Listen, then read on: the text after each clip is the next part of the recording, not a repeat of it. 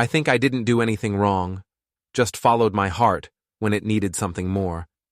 So when the divorce papers landed on my desk, all I could think was how unfair he was being after everything I'd done for us. I didn't realize one missed anniversary would change my life forever. Before we dive deeper into this story, I have one small request. Please subscribe, drop a like, comment, and hit that hype button to boost this channel so more people can discover these incredible stories. The kitchen clock ticked past 8:30, and Simon still wasn't home. Our anniversary dinner reservation had been for 7, but here I sat in my new dress, watching the candles burn down to nothing. 6 years of marriage, and this is what I got: an empty chair and another broken promise. When he finally walked through the door at 9:15, briefcase in hand and tie loosened, I was already putting the dishes away. "Lyris, I'm so sorry. The Henderson audit ran late and—" "Save it." I didn't even turn around. "You're never present anyway. Why should tonight be different?" Simon stood there for a moment, and I could feel his eyes on my back. "I made the reservation weeks ago. I had it in my calendar." "Clearly your calendar doesn't mean much." I slammed the cabinet door harder than necessary. "Neither does our marriage, apparently." "That's not fair. You know how important this promotion is for our family." "Our family?" I laughed bitterly. "When was the last time you actually saw Ella awake? When was the last time you asked how my day went?" My phone buzzed with a text from my sister Marnie. "How's anniversary dinner going, sis?" I typed back quickly. He forgot. Again. I might as well not exist. Her response came immediately. "You deserve so much better. You can't keep living like this." Simon was still standing there when I looked up, and for a second, I almost felt bad. Almost. But then, I remembered all the other forgotten dates, all the times he'd chosen work over me, all the nights I'd fallen asleep alone. "I'm going out," I announced, grabbing my purse. "Lyris, please, let's talk about this. We can still—" "Talk to someone who actually listens, Simon. I'm done being invisible." As I headed for the door, my phone rang. Sharon, Simon's mother. I declined the call, but her voicemail came through seconds later. "Lyris Marie, what is this nonsense about you storming out on your anniversary? That boy works himself to death for you and Ella, and this is how you repay him?" I deleted it without finishing. In my car, I scrolled through my contacts and stopped at a name I hadn't called in months. Adrian Miller, my ex from college, the one who'd reached out on social media a few weeks ago, the one who still made me feel like the girl I used to be, spontaneous, desired, alive. "Hey, are you free tonight? I could really use a friend." His response was immediate. "Always for you. Meet me at Meridian Bistro downtown." I texted Simon, "Working late, parent conference ran over, don't wait up." Then I drove away from my suburban prison, leaving behind the untouched anniversary card Simon had left on the kitchen counter, the one I'd throw in the trash later, along with any guilt I might have felt. The Meridian Bistro was everything our forgotten anniversary dinner wasn't. Dim lighting, soft jazz, and Adrian's warm smile waiting for me at a corner table. He stood when he saw me, and for the first time in months, I felt beautiful. "You look incredible," he said, pulling out my chair. "That dress is stunning." When was the last time Simon had complimented my appearance? I couldn't even remember. "Thank you for meeting me on such short notice," I said, settling into my seat. I needed to get away." "From what?" Adrian's dark eyes were concerned, attentive. Everything Simon's weren't. I found myself telling him everything, about the forgotten anniversary, about feeling invisible in my own home, about how Simon had become a stranger who only emerged from his home office to sleep. "He's emotionally abusive," I heard myself say. "Not physically, but the way he ignores me, dismisses my feelings. It's like I don't exist unless he needs something." Adrian reached across the table and covered my hand with his. "You deserve so much better than that, Lyris. You always did." My phone buzzed with a text from Harper Lee, my friend from work. "Girl, whatever you're doing for yourself tonight, I'm here for it. Self-care is not selfish." I smiled, feeling validated. At least someone understood. "Do you remember?" Adrian said, his thumb tracing circles on my hand. "How we used to talk for hours? About everything and nothing?" I did remember. I remembered feeling heard, feeling cherished. I remembered being with someone who actually wanted to spend time with me. "I've missed this," I admitted.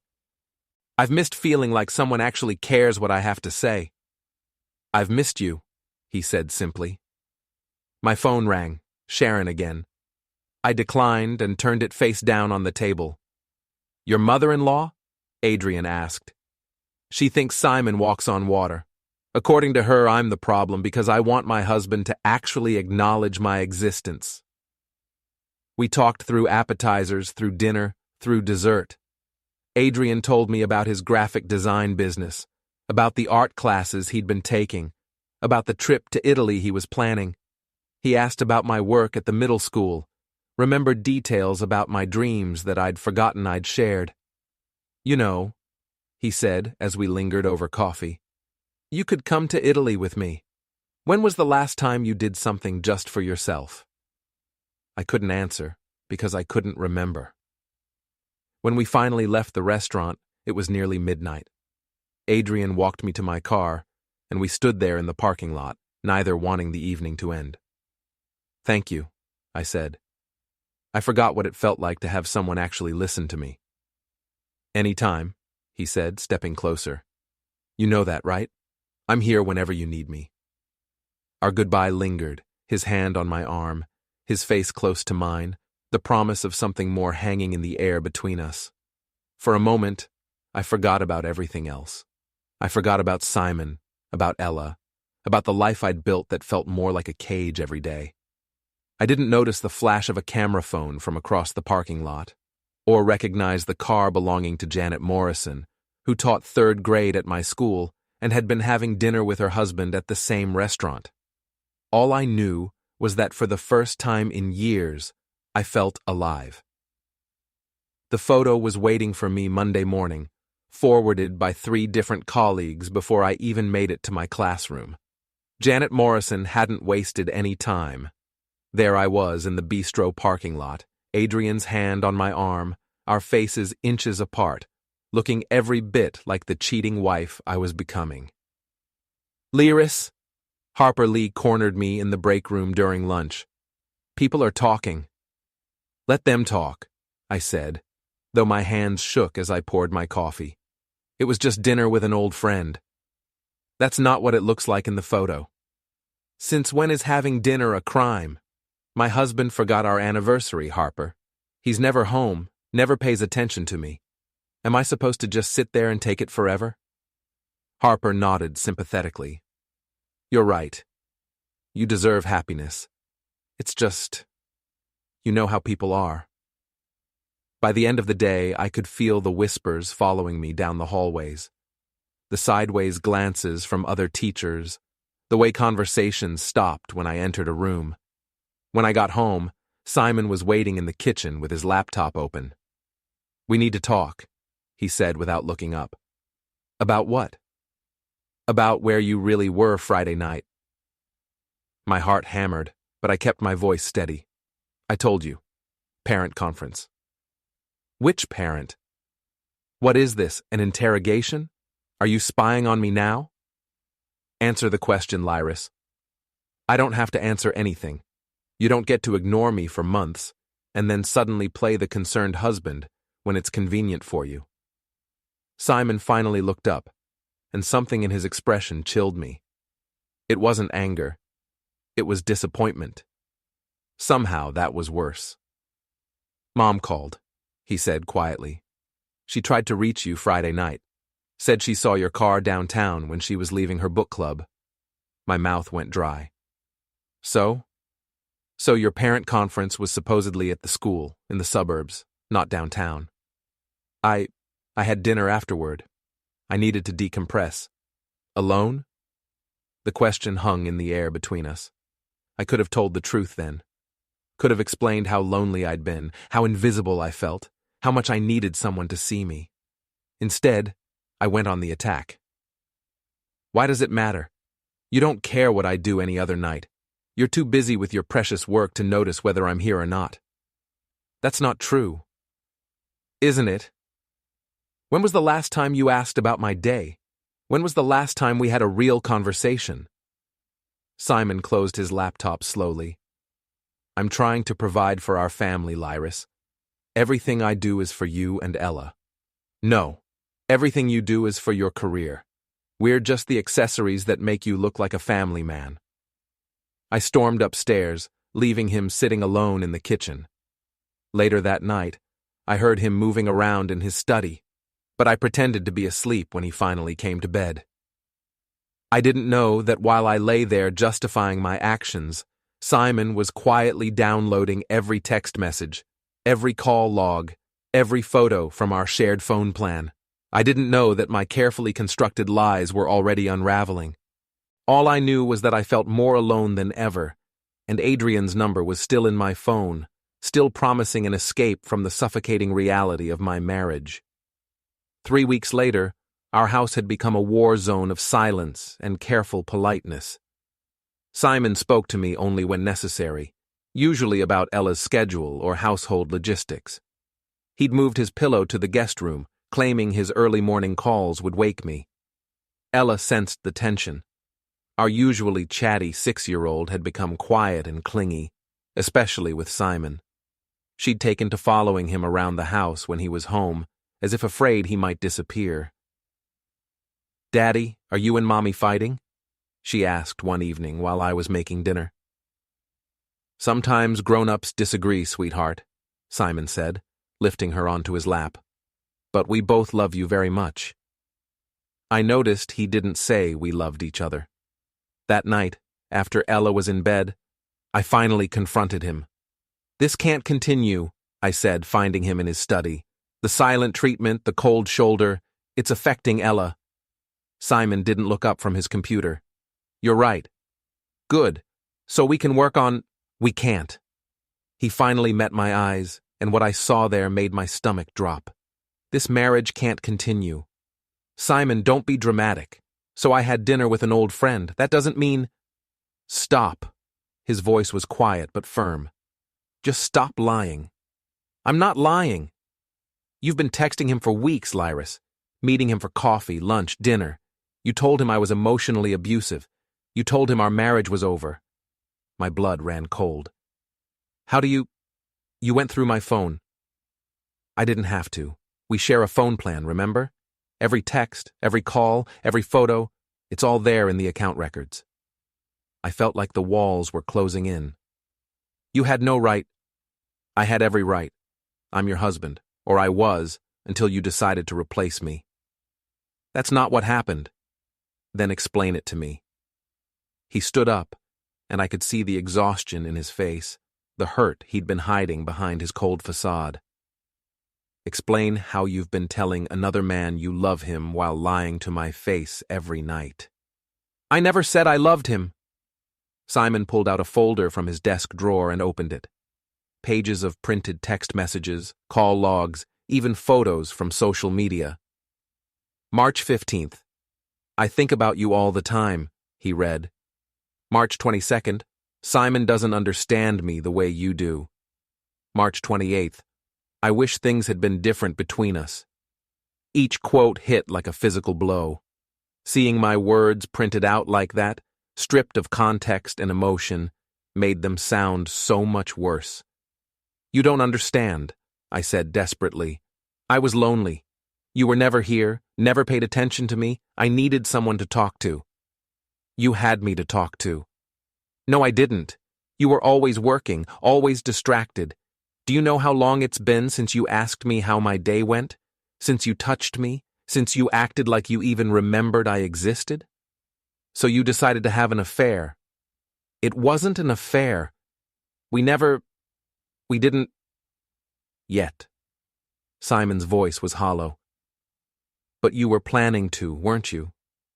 The Italy trip he mentioned? The weekend getaway you were thinking about?" I couldn't answer because he was right. I had been thinking about it. I had been planning to cross that line completely. "I want a divorce," Simon said quietly. The words hit me like a slap. "You don't mean that." "I do." "Simon, please. We can work through this. We can go to counseling. I can't trust you anymore, Lyris.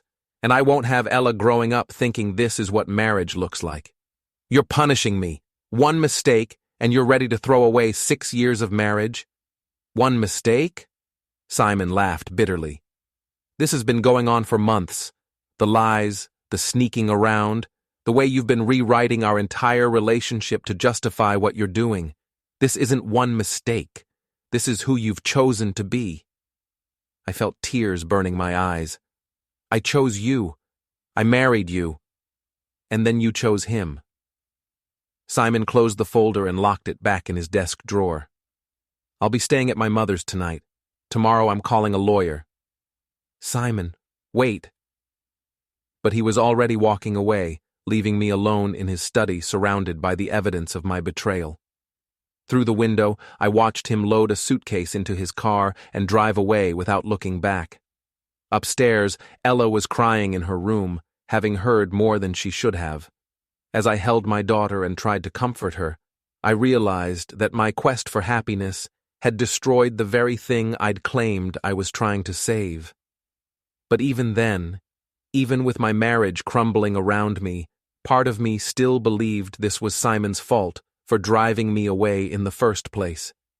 The law office of Peterson and Associates was nothing like I'd expected. I'd imagined somewhere intimidating and formal, but the conference room was warm and welcoming, with family photos on the walls and fresh flowers on the table. What wasn't welcoming was the stack of documents Simon's lawyer, Margaret Peterson, spread across the mahogany surface. "Mrs. Vane," she began, her voice professional but not unkind, "your husband has provided extensive documentation of marital misconduct. Before we proceed, I want to give you an opportunity to respond." I glanced at Simon, who sat across from me, looking like a stranger. Gone was the man who used to bring me coffee in bed on Sunday mornings. In his place sat someone cold and determined, someone who'd clearly been planning this for weeks. "I think there's been a misunderstanding," I said, trying to keep my voice steady. "Yes, I had dinner with an old friend, but Simon is making this sound much worse than it is. He's always been jealous and controlling." Margaret raised an eyebrow. "Controlling how?" "He monitors my whereabouts, questions who I'm with. He's emotionally distant and neglectful, and when I try to have a social life, he accuses me of having an affair." I was painting the picture I'd rehearsed, the one where I was the victim of an unhappy marriage, not the architect of its destruction. "I see." Margaret opened the first folder. "And these text messages? The ones where you tell Mr. Miller that your husband is emotionally abusive and that you're planning to leave him?" My mouth went dry as she slid a stack of printed texts across the table. Months of messages I'd thought were private, laid out like evidence at a crime scene. "Those were taken out of context," I said weakly. I was venting to a friend during a difficult time in my marriage. "What about this one from April 3rd? Margaret read from the page. "I can't wait to be free of this prison. You make me remember who I really am. I was upset." And April 10th. "I think about leaving every day. You're the only thing keeping me sane." Each message sounded worse than I remembered. Stripped of the emotional context, they painted a picture of a woman who'd checked out of her marriage months ago. "Mrs. Vane," Margaret continued, "your husband also has restaurant receipts, parking garage timestamps, and security footage placing you at various locations when you told him you were elsewhere. There are also witness statements from colleagues who observed your behavior at work." She slid another folder across the table. Photos of me and Adrian at different restaurants, text conversations with Harper Lee about my dates, even my work computer's browser history showing searches for divorce lawyers and articles about emotional affairs. "This is stalking," I said desperately. "He's been spying on me, violating my privacy." "Actually," Margaret interrupted, Everything here was obtained legally. Phone records from your shared account, public security footage, witness statements from people who observed your public behavior. Nothing was obtained through illegal surveillance. Simon spoke for the first time since we'd sat down. I never followed you, Lyris. I never hired anyone to watch you. I just started paying attention to the things you weren't bothering to hide very well. You were setting me up. I was protecting myself and our daughter from someone who was lying to us every day. Margaret opened a third folder. Speaking of your daughter, Mrs. Vane, there are some concerning documents here as well. Reports from Ella's school counselor about behavioral changes, anxiety, and statements she's made about Mommy being sad and Daddy sleeping in the other room. I felt the walls closing in. Children always struggle when parents are having problems. That doesn't mean... It means, Margaret said firmly, that your actions have had a measurable impact on your child's well-being. Combined with the evidence of deception and the ongoing emotional affair, it paints a picture that family court judges take very seriously. Emotional affair? I laughed, but it sounded hollow even to me. I never even kissed him. Mrs. Vane, emotional affairs are often considered more damaging to a marriage than physical ones. You've been sharing intimate thoughts, making plans for a future together, and withdrawing emotionally from your spouse. The fact that you haven't been physically intimate with Mr. Miller yet doesn't make this less of a betrayal. The word yet hung in the air like an accusation. Because she was right, I had been planning to take things further. The Italy trip, the weekend getaways we'd discussed, the increasing frequency of our meetings, it was all leading somewhere, and we both knew it. I want to save my marriage, I said, playing my last card. Simon is being vindictive because his feelings are hurt, but we can work through this. We have a daughter to think about. Simon's laugh was bitter. Now you want to save our marriage? After months of telling another man how miserable I make you? After planning your exit strategy? I was confused. I was lonely. You were cheating. His voice was quiet but final. And you were planning to leave anyway. I'm just beating you to it. Margaret closed the folders. Mrs. Vane, given the evidence, I'd recommend you consider a settlement. Mr. Vane is seeking primary custody with supervised visitation initially, spousal support for the transition period, and division of assets based on the prenuptial agreement you signed. Prenup? My heart sank. I'd forgotten about the prenup, signed so long ago when we were young and in love and thought we'd be together forever. The agreement includes a morality clause, Margaret explained. Adultery or emotional affairs result in forfeiture of spousal support and limited claim to marital assets. I looked at Simon, really looked at him, and saw not the cold stranger I'd been living with, but the man I'd married. The man who'd worked overtime to buy me the engagement ring I'd wanted, who'd held my hand through 2 miscarriages before Ella, who'd never once raised his voice or his hand to me. The man I'd thrown away for the fantasy of being someone else's priority. I need time to think, I whispered. Of course, Margaret said. But Mrs. Vane, the longer this drags out, the more expensive it becomes for everyone, and the harder it is on your daughter. As we left the office, Simon held the door for me one last time, a gesture so familiar and automatic that it broke my heart. In the parking lot, he stopped beside his car. I really did love you, Lyris, he said quietly. I thought we were building something together. I never realized you felt like a prisoner. Simon, but I won't be married to someone who thinks so little of me that she'd rather lie than try to fix what's broken. He drove away, leaving me standing alone with the wreckage of the life I'd destroyed while convincing myself I was the victim. The courthouse conference room was smaller than the lawyer's office, with harsh fluorescent lighting that made everyone look tired and older. Judge Patricia Williams sat at the head of the table, reviewing our case file with the weary expression of someone who'd seen too many marriages die in rooms like this.